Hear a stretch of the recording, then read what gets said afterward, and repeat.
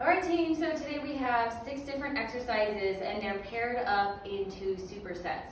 So that means you'll be doing those 2 moves in a row for all of the rounds until you move on to the next 2 movements. So here's the first 2 movements, or the first 2 superset. Move number 1 is going to be your box jumps. So if you have that box or that table or that bench at home, you're going to load, jump to the top, you're going to stand all the way up at the top of that rep, and then step down. So you want to bend those knees into the top of the rep, absorb that impact, stand up, and come back down. Your option, if you don't have that box or that bench, is to do your regular jump squats here. Move number 2, this is that paired movement with your box jumps. It's going to be your push-ups. So we have to continually practice push-ups to get better at them, right? Even if we don't like them, the only way to get better at them is to practice them. So when I come down into that push-up, nice plank position here. I'm not letting the hips drop, keeping the core engaged. Elbows about a 45-degree angle. I practice that depth, trying to get my chest to the ground. And then option, of course, would be that push-up up on your coffee table or something like this, a little bit higher, doing your incline push-up. So that's the first 2 movements in superset number 1. Superset number 2 is going to be hopovers. So hopovers, I'm doing it with a barbell, so I'm hopping over the barbell, back and forth. Each rep counts.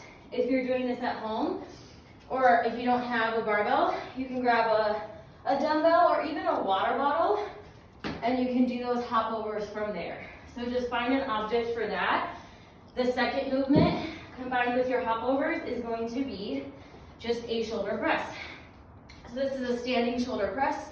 Elbows are about a 45-degree angle. They're not totally wide, and that just protects your shoulders a little bit more as I press up and come right back down. So these are controlled. There's no momentum with them, and I also want you to pull that belly button into your spine as you do that shoulder press, and that way you're not starting to arch the low back. Your home option would be to grab those books, those water jugs, hit your shoulder press from there. One more superset. These 2 movements are going to be a row first. So this is a row with a barbell or a dumbbell. So you're going to hinge forward at that hip, nice flat back. Try to pull that barbell all the way to the chest. Or if you're using dumbbells, you're gripping those dumbbells to the side, pulling those dumbbells all the way to the rib cage, and squeezing those shoulder blades together at the top of your rep. Of course, your home object could be that laundry basket full of books or that backpack or suitcase full of books.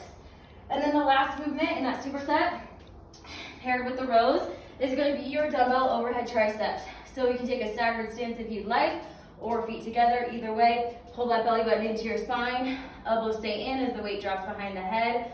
About a 90-degree angle or lower with that drop, and then extend all the way up. And I want you to squeeze those triceps at the top of the rep. Your home option, if you don't have those dumbbells, is going to be your tricep dips. So situating yourself close to a coffee table or a chair, legs straight or legs bent, and you're going to drop your body, try to find a little bit of depth, elbows stay in, and I push up to the top of that rep. So those are all 3 supersets.